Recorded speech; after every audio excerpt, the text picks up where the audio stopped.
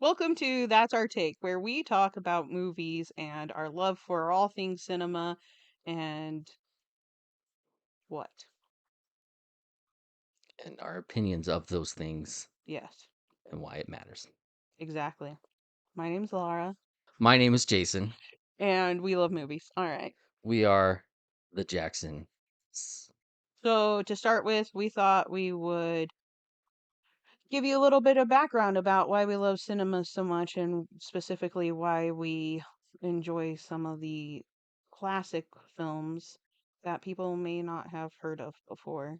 And so we thought to start that we would begin with our top four-ish films that got us started with our love for cinema. All right, so Jason, I'm looking at your list of your top four films with your one honorable mention, How are you able to get to? I can't get to it and right now. those films are 20,000 Leagues Under the Sea, Oh, correct. Ben-Hur, Rope, The My Fair Lady, and Mary Poppins. Of those five, which one is your top that got you started for your love for cinema? Um, well, I don't know. I guess so. Mary Poppins is probably the first one that I have memory of seeing, but I wouldn't say that's what got me into film that were classic film because I didn't know there was a difference. um, it's just always been with me that movie. I probably would say 20,000 Leagues Under the Sea. I was like 7 years old, and we were visiting family in California, and they had cable, and on there was playing 20,000 Leagues Under the Sea, and I came in partway through and just kind of got wrapped up into it, and it got to the big squid scene, and I was like, this is just absolutely fantastic. I just thought it was the coolest thing I'd ever seen, and it was better than most modern movies I had seen at the time, and there was just something super magical and fun about it. And it was also when I was just like, I've got to have movies in my life somehow. And so that was the movie. And so since then, I was like really eager to check out more older movies. So on Letterbox, 20,000 Leagues Under the Sea has an average rating of a 3.5. Yeah, I'd say that's fair. You say that's fair? Yeah. It's not, I've revisited it quite a bit, and it's not like I wouldn't think it's everyone's cup of tea. It's it's very Disney adventure, so it's clean cut. Um it's not a scandalous kind of film for the time. But it's lush and it's beautiful, and uh it's just I don't know, it's so much fun. And also, I think probably fans of Kirk Douglas might not be much of fans of this because Kirk Douglas, as I learned later, tended to play pretty, I don't know, what would you say? His average character is not nice. Um, Although he can be really nice, like A Letter to Three Wives, he's like really cool in that movie. This seemed kind of a departure now. Like that's how I always knew him. I knew him from that, and then I knew him from The Man from Snowy River. Those were the two movies I knew Kirk Douglas from. And he plays dual roles in that latter film, both good and bad. But I I've always known him to be the fun, you know, guitar singing, seal kissing guy.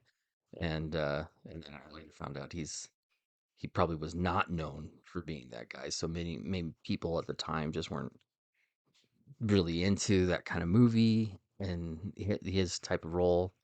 And then just by today's standards, it's kind of a slower going film. It's not so I can't expect that movie to be super highly rated on something like Letterbox.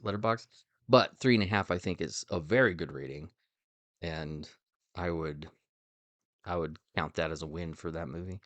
What do you think of the movie? I honestly haven't seen it that much to be able to formulate too much of an opinion on it. I've seen it maybe twice. Yeah. Um, it's funny because you're like, oh, it's a Disney movie. When I watch it, I don't feel like it's a big Disney movie because there's cannibals and, Oh, sure. Yeah. you know. It's 1950s Disney movies. Oh, So okay, there we go. so Yeah. it's all sorts of adventure characters, obviously they don't get explicit, but yeah, it's in there, like Treasure Island is like that kind of a little bit. Um Tried showing the kids several times, tried showing them 20,000 Leagues because I keep hoping it's going to hit them the same way it hit me, but I don't think it's going to. So this has a 7.2 on IMDb. Does it really that high? Yeah. Oh, that's cool. So I remember when I saw it, I thought it was pretty decent for a Disney movie, but I watching it through adult eyes and not, you know, younger version of it. So having seen so many other Disney movies before it Hmm. is what it made me feel like, oh, this is a weird combination of some fantasy mixed with some Disney like aspects, like him playing the guitar, ukulele, I can't recall which, and the seal.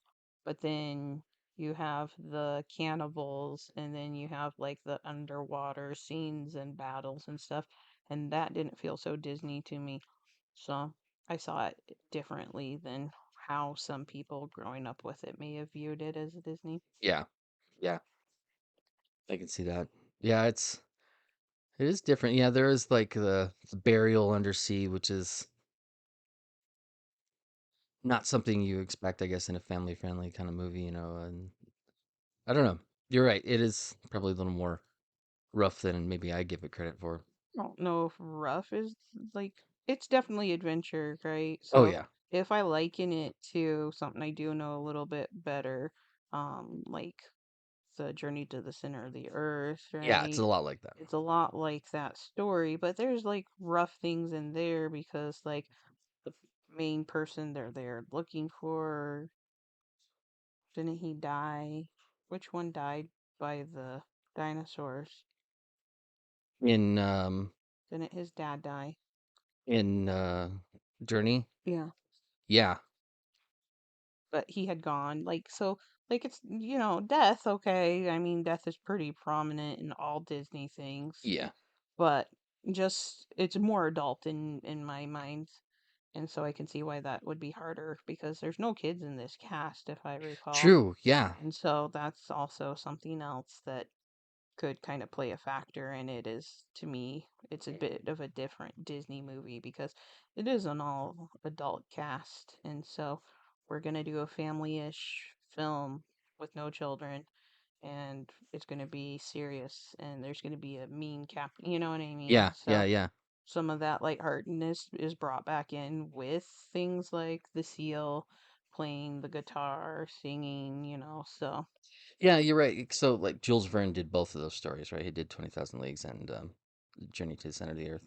And um, there are maybe, maybe now looking at it, because I just watched Journey to the Center of the Earth, the 50s version with the kids.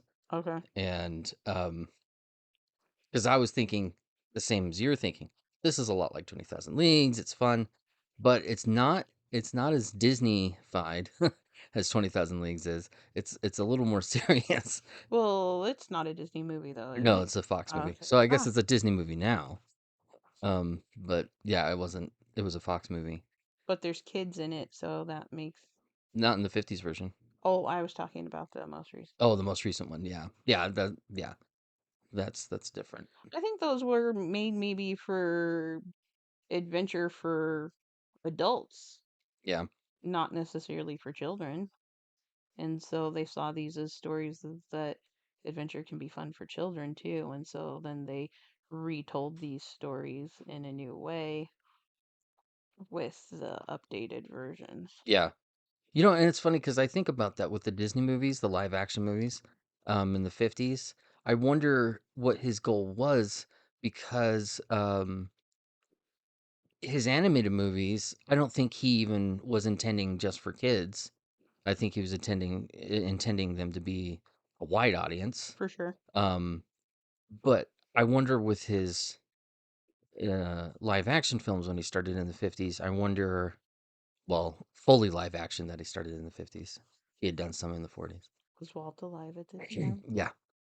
And so I wonder if he was like trying to go for a more mature audience. So I think of like Treasure Island, there's like a headshot in there, and which is really surprising. And um I just remember watching this thinking, oh, the kids might like this, and then like that happens. I'm like, maybe not. Yeah. So and with it's not Disney, but the Fox version of Journey to the Center of the Earth in the 50s, 59. Yeah, that one was the kids liked it, but they were definitely aware of some things in there that were not meant for kids. And um so I don't know. So I don't know. Maybe it's different. Maybe kids can kind of sense things that aren't gonna pull them in as much as older population that can understand and connect with things a little bit better. I When don't know. when you were a kid, like did you feel like that when like there was a movie you were like, oh, this isn't for me. This is for them adults. Yeah, Did you? for sure. I thought that way with some movies. I'm like, oh, that looks so adultish and boring. I don't want to watch that. I always wanted to watch it because of that Because it reason. looked boring? Yeah, because I thought, the adults like this. I should like this. No, So like Howard's End, we own that movie. Have you ever seen that movie? no. It's Anthony Hopkins. When did I that? know that's an Anthony Oh, Hopkins one. when did it come out? Like 90 something? 92. I was like 10, 9 or 10 when that movie came out. And we owned it. And I was like, I'm gonna watch this movie and I'm gonna see what it is that adults like about this movie. And you know what? I watched it a bunch of times. I never got it.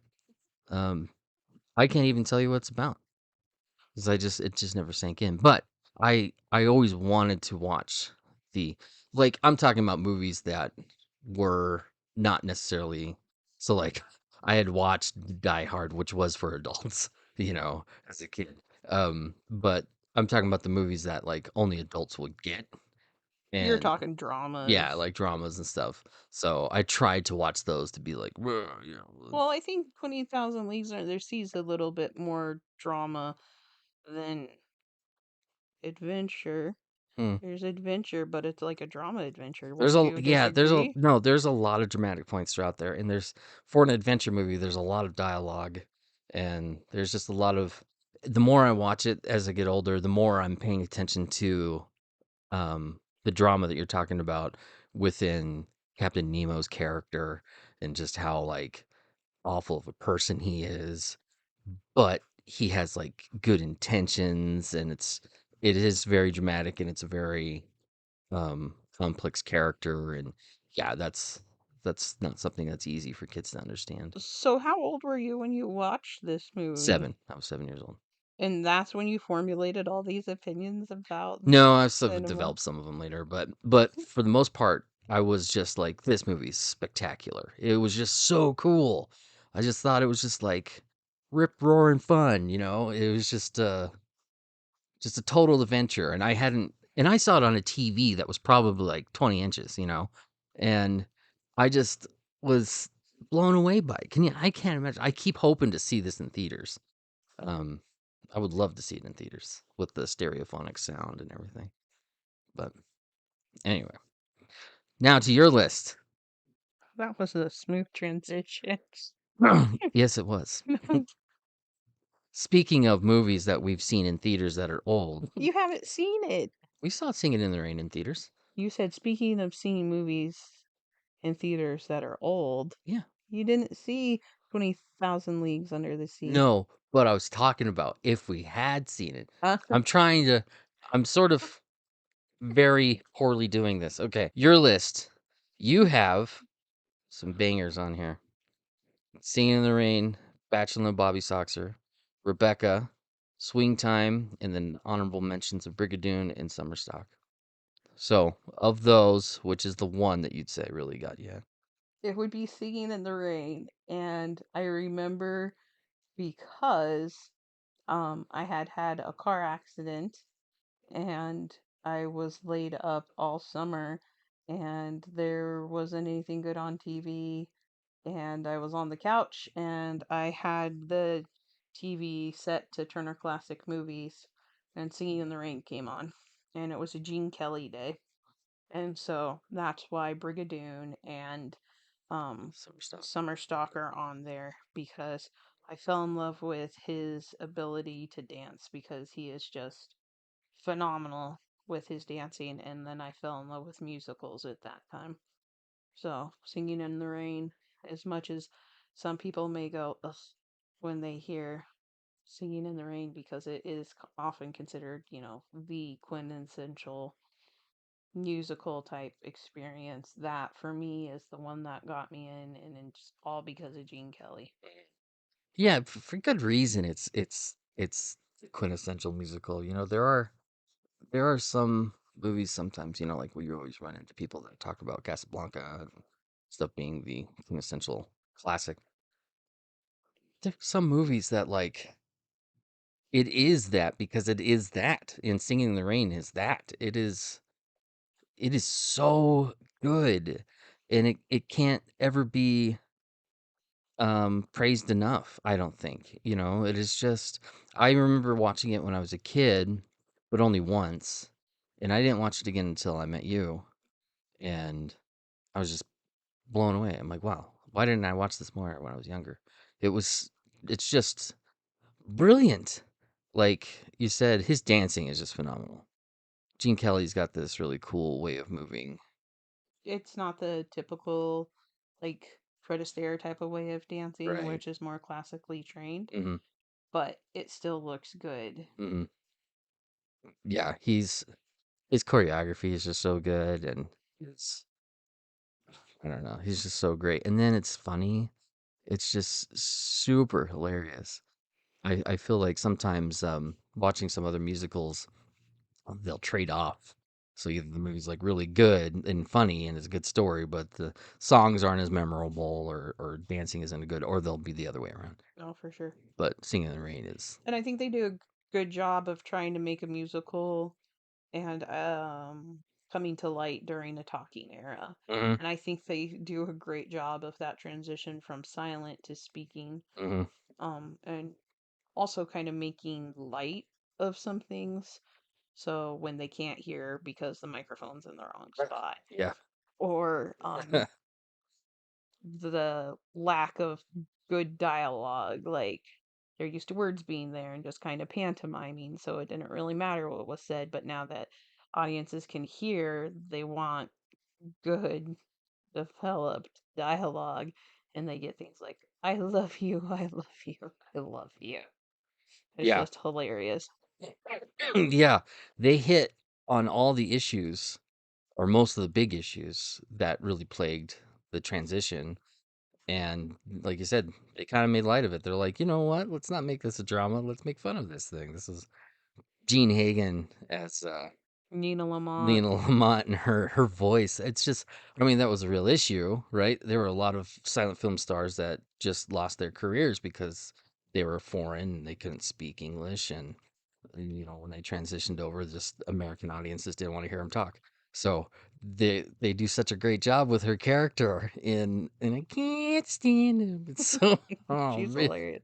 man, she is so good. Everyone is so good in that movie. I yeah, that's a good choice. It's a good one to show people who uh haven't seen an older movie, haven't seen like these classics for the reason you're talking about, because it's solid in its form, it's solid in its music and its story writing and its dialogue, and it's solid in history. It kind of brings everybody up to speed. Like, hey, this is how movies were, and this is how we are now. Of the two other Gene Kelly movies that you put on there, Brigadoon and Summer Stock, which one do you kind of lean more toward? I lean more towards summer stock, Yeah. which isn't going to be typical for most people. Um, but it's because of this little cute love story that I lean towards it more. It's more goofy for sure. has a 3.6 on Letterboxd, which is actually pretty surprising to Yeah. me. And Brigadoon has a 3.3. Um, I like Brigadoon a lot. There's great color, great dancing. Again, Gene Kelly's always going to be amazing at dancing. Um, but the story kind of this farm girl meets big city, falls in love type of thing is just a really cute story. It's a really interesting one to watch unfold, just even on camera, because some of the scenes at the end, um, you can see there's a considerable difference in how Judy Garland looks because of things she was going through. And so the beginning of the film versus the end of the film, she had lost some weight and she almost Oh looks a yeah. bit like emaciated at the Yeah. very end. It's pretty like That's true. um When was it? gut wrenching. 1950, I think. But aside from that sad aspect of it, there's some really great scenes with like in Summer Stock when he's dancing on the paper, Yeah. making the sound on the stage. Great scene. Um Akin to tap dancing without tap.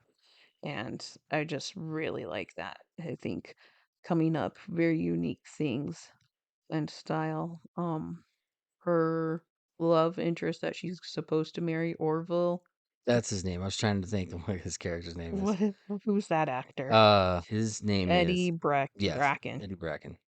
He cracks me up. He's such a little weenie on everything, Yeah. and it works out for everyone in the end. But I'm gonna have to say, people love this guy and other things. He annoyed the heck out of me in this. Is Phil it Phil Silvers. Silvers? Oh my gosh, he is just like the obnoxious driving force in this film. And the one song I do not like. It always annoys me is he's in it at the end. I just So like where they're like being goofy the farmer hillbilly hillbilly people, things, yeah. yeah. I that cringe for me, Yeah, I could see and that. I just I don't know.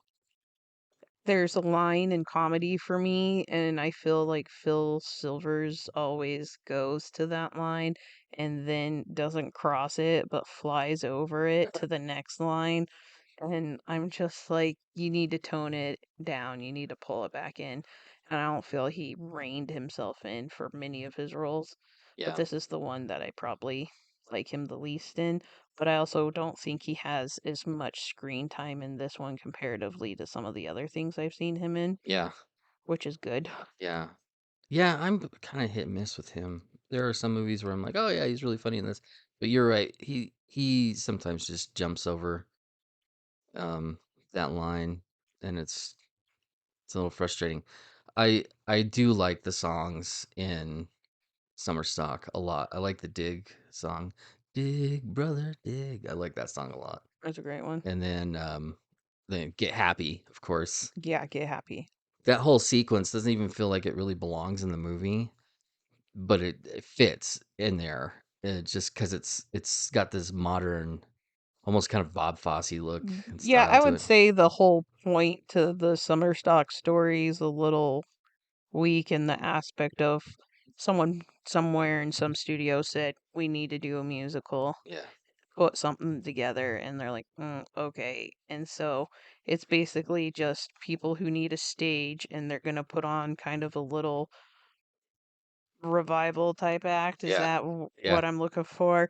And so it's all these non-connecting songs. Nothing works. Like there's, the songs throughout the beginning when he's like falling in love with her and those things that happen more what's the word I'm looking for? coherently. No, no, no. When things happen I don't want the word generically, but when things happen organically. organically. So when it's like things are happening more organically. People are gonna say you don't break out in song and dance, but it's more organic, right? Like he's falling in love, he's walking away, and he's like, I think this is the one he's like, I'm glad I met you, you Wonderful wonderful you. you. And he walks away and he whistles the tune and Mhm. everything as he's falling in love with her. It's great, but at the end when they have their little revival act, you have that um come on get happy, and then you have the hillbilly dance in there. Like at what point in any production would any of that go together? Right, and It that yeah. doesn't work. That's And so I think that's where some people get lost on like some musicals yeah, is connection, right? Like there's no way these connect. right.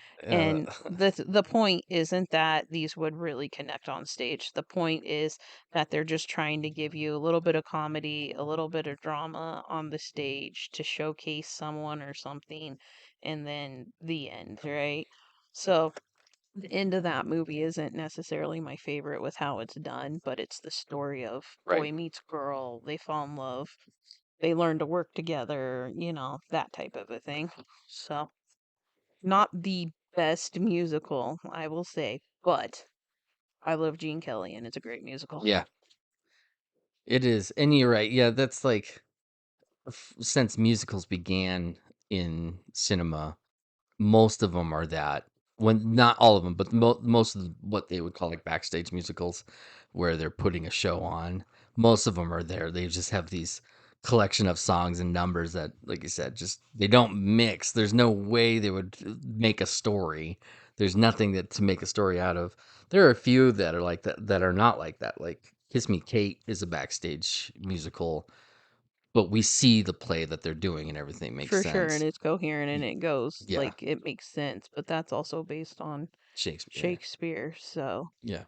it has a story. But I think about other ones where it's like, was it I don't know. There's just been a few where it's like, and we're going to be on stage and we have a pool and everyone's diving into the pool. The And Busby Berkeley yeah, ones. like they have some gorgeous images, but Yeah. if you were in the audience and you You weren't can seeing anything from above, it would be the most boring thing yeah. in the world. And you're just kind of like, And so, like, I think if Oh, you it's watch sus. the film, from the aspect like films like that from the aspect of I'm the viewer viewing it from the audience and I would see nothing, you're not going to enjoy it. But if you're watching it as like I'm just watching a moving piece of art, then it's going to be more enjoyable for you. And I think that's where some people get hung up on like this idea that musicals aren't real, Mhm. but action movies aren't real. Right. Like Yeah. all of the film genres aren't real.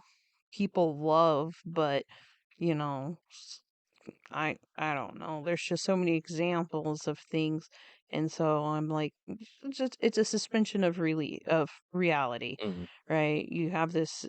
You go into a film and you have to say, all right, I'm gonna buy into this world. It's not my world, but this is their world. And in their world, song and dance is how it occurs.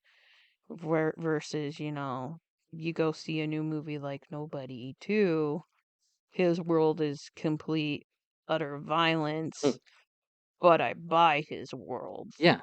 Yeah. And so, just being able to say, okay, that's not gonna happen in real life, right? And that's fine. I can still enjoy it. Someone's not going to break out in song and dance. If they did, you might question their mental Mhm. health status. But in general, Yeah. so I think musicals really get a bad rap.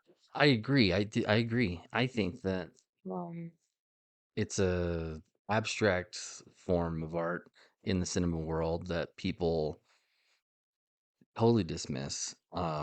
And there's it's just like you said, it's just a different world, it's a different art form. It's a manner of telling a story um in a different way. It's not I think it's a lot like Shakespeare in that when Shakespeare wrote, no one spoke that way at the time.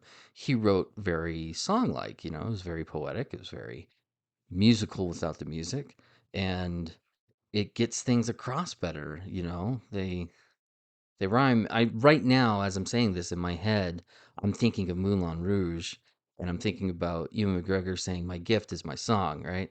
And singing that is just he. I remember seeing him talking about Moulin Rouge, and he was saying, if you just say these words, they have not the same meaning or impact as if you sing them. For sure. And I think about singing in the rain. Good night. If he was just walking around saying, "Hey, I'm singing in the rain," it's It'd be I'm talking in the rain. yeah, it's kinda yeah, it's true. Yeah, I'm I'm talking in the rain. talking, dancing in the rain. Um, You even just sang it just I now, though. did, yeah, I know. So, but there's an emotional element to it, with the singing. It speaks to a part of us in a different way. So I'm curious as you're saying this, I'm curious, do you think all cinema is escapism? No. No? But I choose most of my cinema based on that. Yeah. What would you say is not like escapism? Like what an example of that? All dramas are not escapism. Documentaries are not escapism. I might give you documentaries. I would think that dramas are though, like they're this world. I think about like Peyton Place. This is a heightened melodramatic world. Yes, but it's so realistic in the fact that you know something similar with someone who's done someone wrong, some stress someone's going through, you know what I mean? That you can be like, "Ugh, I know what this feels like." Mm, Also, I'm not a huge fan of the big letdown that most dramas give. Like, very few dramas end with a happy tone. right. And so, one that stands out in my mind, I only saw it once, was Marvin's Room. Yeah. And it's so frustrating because you think things are going to work out somehow, but they don't. The workout is they don't work out. Yeah. And I don't like that. And so I remember thinking, I just watched this movie, invested in characters for the exact same thing to happen at the beginning that happened at the end. Someone needed help. Someone didn't want to provide help. They didn't get help. They're going to die. Yeah. And so, what was the point of me going through this dramatic story? It Yeah. it felt like a waste to me. Yeah. If there is a drama that has good development and I see progression in the character or something changed, that's cool. But I feel so often a lot of dramas end where they start. Yeah. And if you're gonna just end where you start, it's like a tie to me. It didn't even count. Yeah. All this effort to end at the exact same place is just a waste of my time. I get that. Um, So, I'm okay with, like, watching a movie that'll make me cry, though. Like, okay, I guess you can say, like, Family Stone is a bit of a drama, but I also see it as a comedy, so it's not just solely a drama, but it has a sad ending, but there's so much growth for many I see what you're characters saying. Yeah. throughout that story that it is not just the same thing by the end. Yeah. Yeah, I understand what you're saying. Um, so this isn't a drama, although it has many elements of drama in there, a lot of dramatic elements, is Mrs. Doubtfire. And it does not have a typical comedic ending, right? The parents do not get back together. Spoiler Right. alert to people who have not seen this movie. Parents don't get back together, but the characters have grown. They've Mhm. changed, especially her, I think. And so it's okay, right? That's kind of what you're saying. Well, yeah, I would like I think if you watch it as a child, you see it as a comedy. If you watch it as an adult, you see it more as a dramatic Mhm. comedy. Definitely a lot of high comedic aspects in it. Um, but the realization of like this is a new norm for them and it hurts, but it doesn't change um who they necessarily are as people for their children, but it changes who they are for people to each other. And so that is a good drama, Yeah. right? You get that character development. So I'm okay with drama. I just don't readily seek it out. Yeah. Also, because dramas tend to be longer, and I don't want to sit through a 2+ hour long movie unless I feel like actively engaged. Yeah. I get you. Um, I've learned that because it used to be tough for me to know what kind of dramas you liked. Um, Oh, you think you know better now? bleak is not something you go for. No. So I've learned that. So there's some movies that I watched. I'm like, wow, this was incredible. It really did something for me. This would not be good for Laura. Okay, so case in point, movies I know to stay away from, and they're always going to be dramatic, is anything about the Holocaust. Yeah, So, like, a lot of just war movies in general. for sure, those aren't my cup of tea. Yeah, So, that's not to say, if someone else likes it, that's good for them. But for me, that's not what I need in order to. yeah,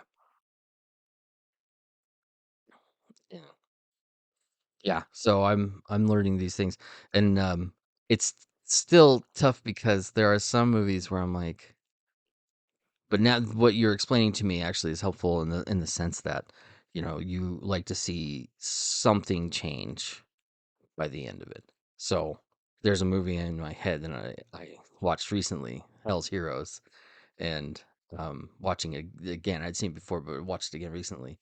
I'm like, oh, I wonder if Laura would like this. I wonder if Laura would like this. And I don't. You might. You might. it's war. It's not. No, it's No? not Laura. No, it's a western. Oh, Um, it's got a war title though. That's it for sure. does. Um, we'll have to check it out. All right. We'll have to try it, and we'll get back and tell everybody what you thought about it. Um, are the movies you've watched since Singing in the Rain that are older movies, classic movies, are they up to that level, that that introduction level? You know what I What do you mean? mean that introduction So, level? uh, you watch Singing in the Rain, and are like, wow, I like musicals, I like dancing, I like older movies. I'll try more So movies. that was definitely a factor. And then I think the year after that or so, um I watched Judy Garland movies. I kind of just stayed with the like Judy Garland, Gene Hmm. Kelly stuff. Um and then I tried to watch some Fred Astaire stuff. I wasn't a huge fan at that point because um all the stuff I had watched was in color. Oh, with Gene Kelly. Right. Yeah. And so one of the first things I watched that wasn't in color that I recall was when I was in college and I was in an art class and we had to write a paper on a movie and look at different aspects and write about it. And so I chose Rebecca. Um I had read the book. And so that's why I chose it. And so I was able to watch this black and white movie. And maybe because I was watching it through this critical eye of art, I like fell in love with the visual storytelling that can occur in a black and white film. And I actually feel is often missed in color films because so much care is placed in what you can do with the shadow. and what you can do with the absence of light. Hmm. Um, and so writing that really helped me develop an interest into more movies that are black and white. So that set that off. You're right about. I mean, you're totally right about the black and white. There's a different. I mean, for a time, it was only done that way because they didn't have the money for color, but they made do with what they had, and some of these photographers and directors just they did such a great job with what you're saying, the playing with light. And it's really funny. So I often wondered like what the kids, because the kids watch, some of these black and white movies with us, and I often wonder. I haven't really come out directly and asked them their thoughts on black and white movies versus movies in color, but I can tell you this: until just recently, when we rewatched it, Sawyer swore up and down Speedy was in color, So and his mind just fills in the yeah, color. yeah. And we watched it recently. He's like, I thought this was in color. Yeah. And I had been telling him, like, no, it's black and white. No, it's in color. So, with that being said, there are many movies that were black and white that have been colorized. Yeah, How do you feel I about don't that? like it. I mean, I'll watch some that aren't like Holiday Inn in color is kind of fun to watch. They had the notes for that movie on the outfits that people wore and what the color of the dresses and stuff were, and so they knew what to go by. And they obviously had the references for the actors and their skin tone and their hair color and stuff. Um, but I'm not. I feel like if it was made in black and white, it was shot with that in mind. And I've seen some of these. I've seen like parts of It's a Wonderful Life in color, and it just feels phony almost. Like it doesn't fit. I really don't know. So for me it's not I don't hate it to the point where I'm like, "Oh, get that away from me. I won't watch this." I would prefer watching it in black and Black white and white. if that's where it was originally shot. What about you? I'm with you, Yeah. especially with something like It's a Wonderful Life. I think the black and white aspect adds to what's supposed to feel bleak Mhm. in a movie that's actually about hope. And so I think that you get a lot of contrast from it in black and white. I don't know if I've ever watched a movie that was black and white, been colorized. If I have, I wasn't aware of it. Did we watch The Great Rupert in color? 'Cause that one's been I colorized. think we tried to and we didn't Didn't really. finish it. Okay. But it just doesn't look right, right? Yeah. I know we've seen parts of like Miracle on 34th Street in color. 30 or the 30 the 40 50, 47 version. 47. Um and it just doesn't feel right. It's like the shadows are all off, you know? The the brightness is off. It's not. I don't know. It's not the same. I am curious to know about movies that are done in reverse. So like when they did Godzilla minus one, they re-released it in black and white in theaters. I'd be curious to know if that changes. Do we own it? We own it, yeah. Does it have the ability for that reverse? I don't think it does on there, but we can do it. We can always, but it might not be the same Right, settings that it they would did be in it could theaters. be completely Yeah, different. that'd be cool to see.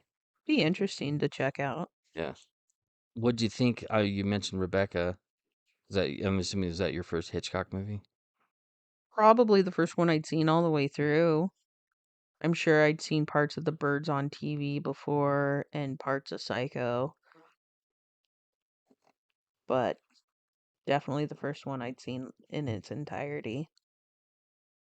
Was Rope your first I don't think it was Hitchcock one? I don't think it was. Maybe it was. Rear Window sticks out in my head as maybe being the first one, but Rope really was like, The one that cemented it in for you? yeah. After some time watching Rear Window again, I just think that's a perfectly made movie. It's flawless. There's nothing wrong with it. Rope has flaws, um, but innovative, and I don't know, it's just really, it got me thinking about the depth of characters, and the manner of storytelling. I can't remember how old I was when I watched that. I was probably like 10. And I just was like, wow, this movie is just incredible. And it was just so visually fun. And it really, it really turned me on to him as a director. Like, I want to see more from this guy. I want to, none of them were as good. That's a joke. Jason loves Hitchcock. We have a festival coming up soon. Buy your tickets. Shameless plug Yeah, here. yeah.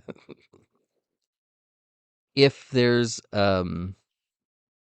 now, if you were to run across some friends or people and that wanted to get into older movies, classic movies,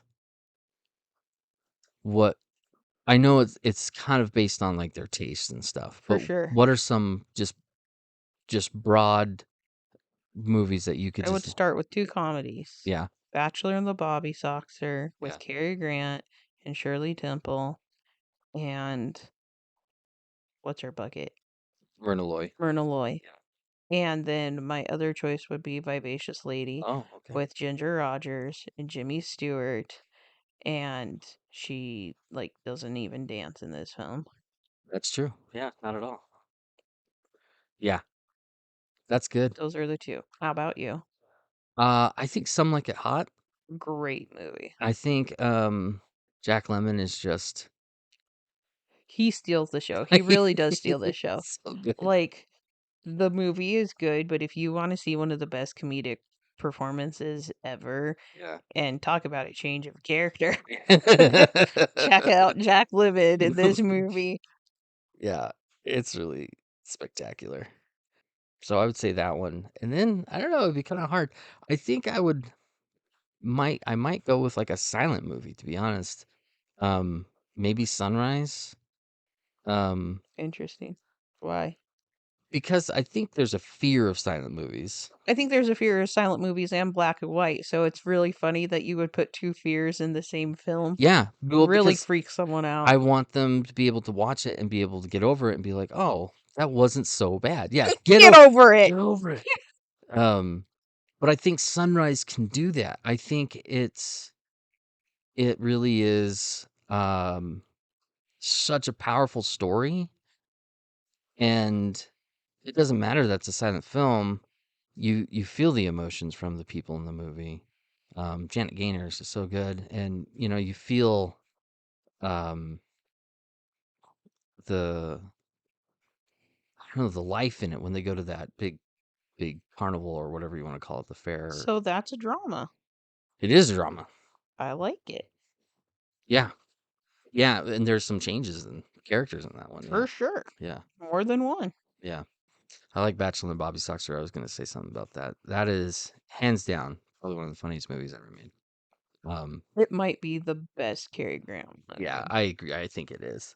And it's so unheard of. And Shirley Temple is spot on in that movie. Yeah, everyone thinks of her as just a little Yeah. child actress, but she's like 18 or Hmm. something in this film. She plays a high school student, but she's 18 in this, and she is Yeah. adorable. And I don't actually think I've ever seen a Shirley Temple movie all the way through with her as a child. I don't think I have. Nope, I don't think I have. I kind of don't want to. I'm afraid it'll annoy me, to be honest. It Like, could, who knows?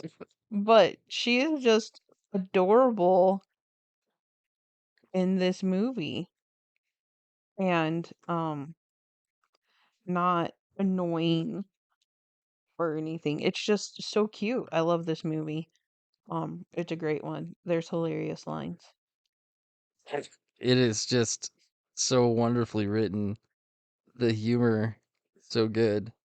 I also think one of the great things about older movies is that some movies pay homage to them, and so like in Bachelor and the Bobby Soxer, there's something that's taken from it, and it's in the labyrinth, Hmm. right? um, used in a different way, used for a different purpose, but the fact that they kind of recognize something from an older film, and I think that's what makes watching newer movies hard sometimes Yeah. is after you've seen so many older movies and see what they could do through a production code and without it, and then kind of see where things are now to be like underwhelmed with the story or with the development or how spoon fed things have to be compared to when the story was the story and you either figured it out or you asked someone after the film. You didn't have to get it regurgitated 20 times throughout the movie. Yeah. And it's not to say that there still aren't movies from that time that fall into that, but for the most part, there was, We don't like those yeah, ones. yeah. For the most part, there was just a tightness on their storytelling and their the writing. Like you said, they um for the most part they trusted the audience was paying attention and getting it. Hitchcock sometimes didn't think his audience was paying attention, so he would do some stuff to make sure they were paying attention. Um, but for the most part, filmmakers were like, no, they're watching the movie. They get the movie. It's funny you say about movies that take things from other older movies. We've had gems this last time. Um, when we were showing Anatomy of a Murder, our friend Adam was like, "Have you seen Presumed Innocent?" I'm like, "No, I haven't seen that one." Is He's that like, the Harrison Ford one? "Yeah." He's like, "There's a scene. I think it was that movie he was talking about. There's a scene in there where they take almost exactly what is happening in this movie. Like they just stole it. I mean, they stole it."